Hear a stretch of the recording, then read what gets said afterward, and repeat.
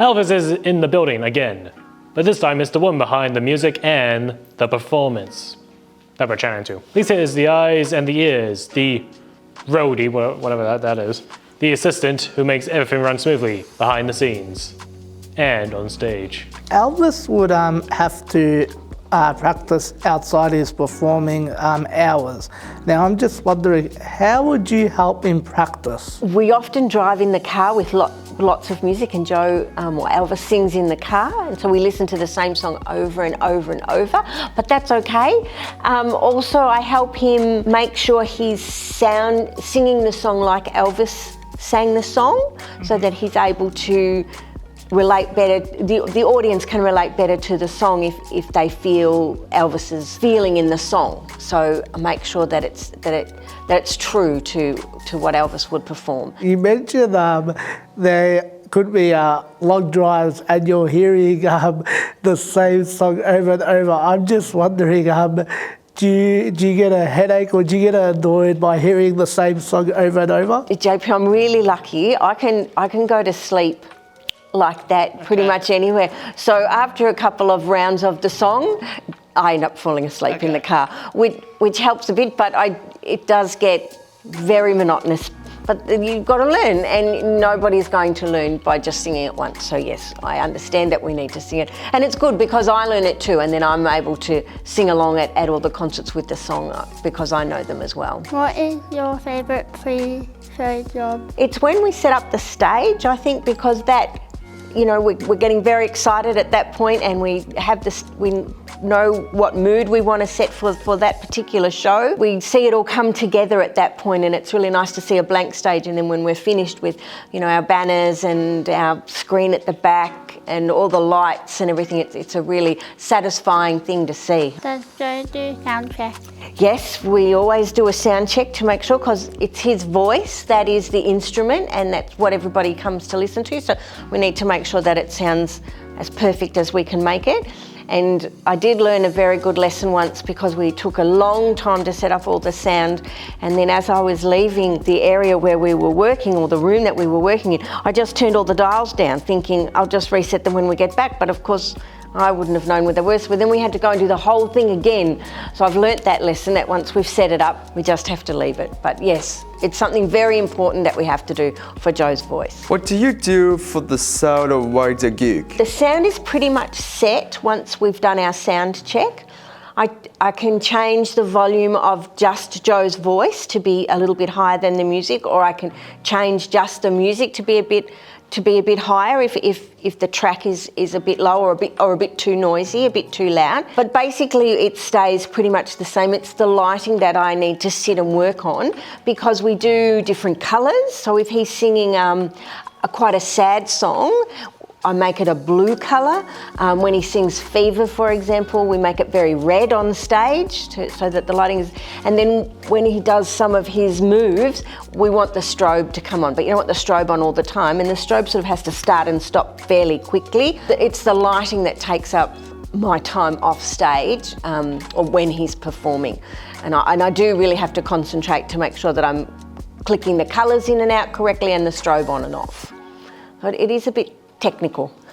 What did you do before with the Elvis assistants? So before that, I worked full-time for Nestle, the food company, and I worked in their medical food division, where we made tube feeds, food for special medical purposes. But also I was one of the sensory experts here in Australia, and so I would go around to all the factories, and we have a sensory panel at Nestle. So it's not just the taste of the food, it's how a customer will interact with the packaging, with the colour of the food. So when we would go to the chocolate factory and we would do Smarties, for example, which was fun for the first few times that you taste the Smarties, but I must admit after 2 or 3 days of just eating Smarties, it does get a little bit yuck. But one of the big things that we would look at was the different colours in the pack, because if they were all blue, people didn't like that.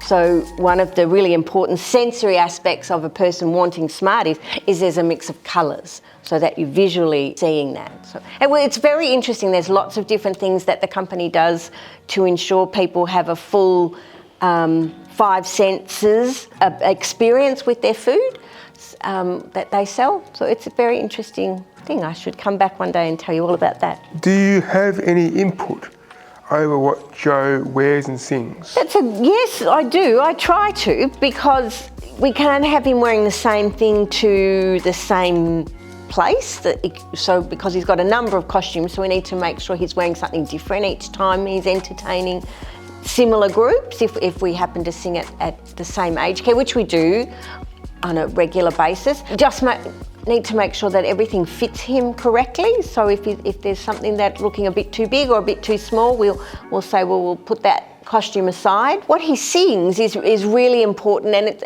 while we set up a set list, Joe normally sets up a set list in the beginning. If we have a crowd that isn't getting up off their chairs and wanting to dance but wanting to listen to more melodic songs, then we'll cut out a few of the faster songs. But if everybody's up dancing, it's better to try and keep, entertain them and keep them up dancing. So we'll try then in the middle of a show to put in a couple more boppy songs.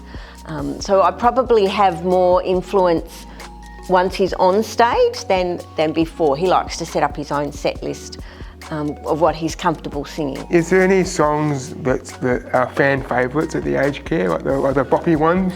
The boppy ones, they like gospel songs. They're probably their favourites, but they do like the occasional boppy songs because we get around then and we can hold their hands and help them have a bit of a dance and a bit of a sing-along.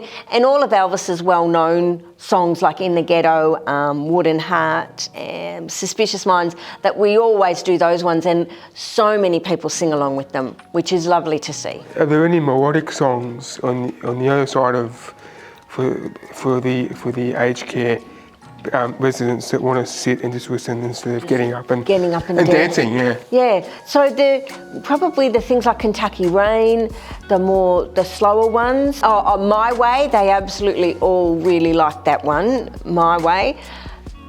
Yeah, and then the gospel songs are Help Me, How Great Thou Art. They're very important songs that we sing at aged care because they're very much in the demographic of they were growing up and hearing those songs. It brings back lots of good memories for them, which is lovely. Now, with the set list, and when you help and when you and Joe compile a set list, you have to make sure it's the right environment with the right age at the aged care.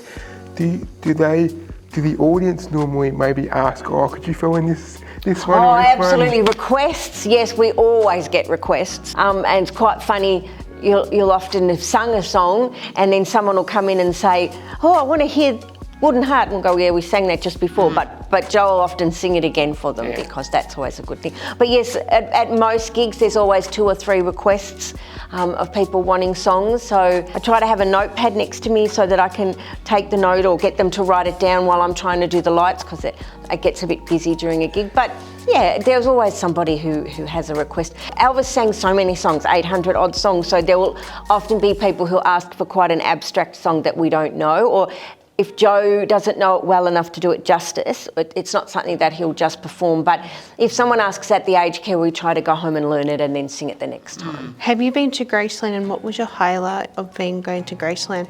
I have been to Graceland, very lucky.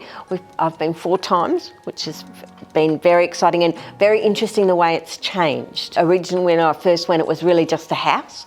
But they've built quite a number of things. And the thing that I think I love the most at going to Graceland is seeing his costumes, the actual ones that Elvis wore, and just the work involved in those, because they would have been, you could tell a lot of them were hand sewn and hand embroidered. And I'm a sewer, so I really found that quite fascinating. And how there's so many attachments on his suit where because I always used to think when he danced, how does he keep his belt on? But it's sewn on and clipped on, and I didn't realise that until we went and had a good look at the costume, so it was good. Fair enough. With Graceland, how big is it, and why have they cordoned off upstairs? Why can't no one go upstairs? Really good question. That's a really good question, and one that I always asked. And it's because Elvis never entertained in the bedroom. He would never have people in his bedroom. I mean, obviously his daughter went to his bedroom and girlfriends and things like that, but he never had guests in there, and he always entertained downstairs, and he never left the bedroom unless he was fully dressed. Hair done, fully dressed in, so he never walked around the house in his pyjamas or anything like that. So that's why they've cordoned that off and kept it for the family. So when Leisa Marie was alive, apparently she used to go at Thanksgiving and Christmas and spend time in his bedroom. So it hadn't sort of been disrupted, I guess, by other people. It was always. And you don't want people just to walk in and steal things. Well, and yeah, stuff. no, you do get into a lot of trouble. The last time we went, and Joe and I were there, he went to sit on a stool. Oh, and he got into quite a lot of trouble, and they said, you can't sit on any of his furniture. But that's fair, because if everybody went and sat on the stool would be wrecked after a little while. So, How long have you been Elvis's assistant for? so ever since he started, I suppose, and it's certainly got more full time, making sure that we work together as a team. So originally it was just Joe singing, but now we're very much a team. He wouldn't be able to do what he does without me, and I wouldn't be able to do what I do without him. But yeah, we work together really well, and I just make sure that all the little things, struggles sometime with memory, so I make sure everything's written down and organised, and that we've got the car packed with all the things we need, and that he's ready to go, got his makeup and his hair and everything. All ready to go. Why do you wear costumes? Why do I wear the costume? Yes. I wear the costume because it's sort of like a uniform, like you wear your costume, so that you know, or not, it's not a costume, but you wear a uniform, and that's what this is like a little bit, so that I know that that's what I'm doing that day. It also distinguishes me from the rest of the audience, so people can pick me out, and I'm sort of able to be seen a little bit more. It's fun. I enjoy dressing up. It's really good fun. That's probably the reasons that I do it. It's mainly probably because it's good fun. I have a question for you. What Elvis movie? My favourite Elvis movie would have to be Viva Las Vegas. With lots of dancing, and Anne Margaret is so good in that. I really like her. I like those songs, and it had a decent storyline. Some of the Elvis movies were a little bit with their storyline, but that one was a pretty good one and had great songs. What are your favourite Disney movies? My favourite Disney movie, this is a hard one, but I think I'm going to have to go with Beauty and the Beast. That's my favourite too. Oh, I saw that when I was a single girl, and I went to the movies, and a little girl was sitting with her mum, and I didn't go with anybody, I just went by myself, and she said to her mum, that lady's weird to come to the movies all by herself without children. If the real Elvis came over for dinner, what would you cook him and why? I'd be very excited. So I don't know that I'd be able to cook, but I think I'd just cook a spaghetti, because I know I can cook that and it tastes pretty good, or probably get Joe to cook it because he's a much better cook than I am. But I'd be so excited. It would be such a thrill to have him in my home and to have a chat. It'd be very exciting. You say you would cook a spaghetti. If you had the opportunity to make a dessert, what The dessert. Gosh, well, I think I'd make him a pavlova. So everybody likes sugar and cream. So I think, yeah, we do a pavlova, and I can do them. I'm a pretty good pavlova cook, and I make pretty good biscuits. But yeah, Joe definitely does most of the cooking in our house, so I don't do a lot of main meals. What's your favourite Elvis song? My favourite Elvis song, it's Kentucky Rain. I really like Kentucky Rain. It's a bit sad, but it's not too sad. Some of Elvis's songs are very sad. We have a couple that Joe's not allowed to sing in the house and now, because it just gets too sad. So, but Kentucky Rain's my favourite to listen to. But yeah, he's not allowed to sing Daddy Please Don't Cry, because my kids have said that's too sad to sing. So when he's at home, he's not to sing that one. But other than that, Kentucky Rain, I like them all, but yeah, Kentucky Rain's the one I like to listen to. You say that's your favourite Elvis song. Do you have any non-favourite Elvis songs? Oh, I do, actually. I loved Grease, and then another film after Grease came out called Grease 2. And it wasn't a very popular film because it was pretty bad, but it had some great songs in it, and Michelle Pfeiffer was the star, and she sang a song called Cool Rider. And I love Cool Rider, and I sing it all the time when I'm in the car by myself. That's the song that that's my go-to song, Cool Rider. But it's from a film that I don't think lots of people would have seen because it's such a bad film, Grease 2. Do you get nervous before Joe performs? I do get quite nervous before he performs. It's just a little nerve-wracking. I think I get excited and nervous for us both because it's a team effort that we do. But yes, when he's about to go on stage, not so much at his gigs, but in a competition I do, for sure. When he's competing and wants to do really well, you're just nervous. for people that you care about and you just want the best for them so much. And you want him to win. And I want him to do his absolute best, not always just to win. It's just so that he make sure that he doesn't, fumble his words or something, that he just does his absolute best. And yeah, I'd love him to win. And I think he should win. I don't know what the judges are doing when they don't let him win. Goodness me. And how did you feel when he performed in Vegas? Oh, it was a real dream come true. I could see that.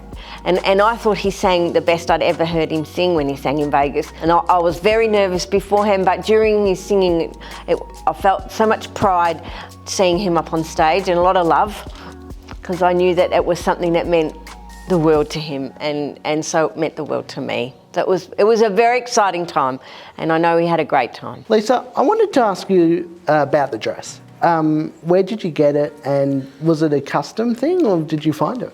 Yeah, no, thank you.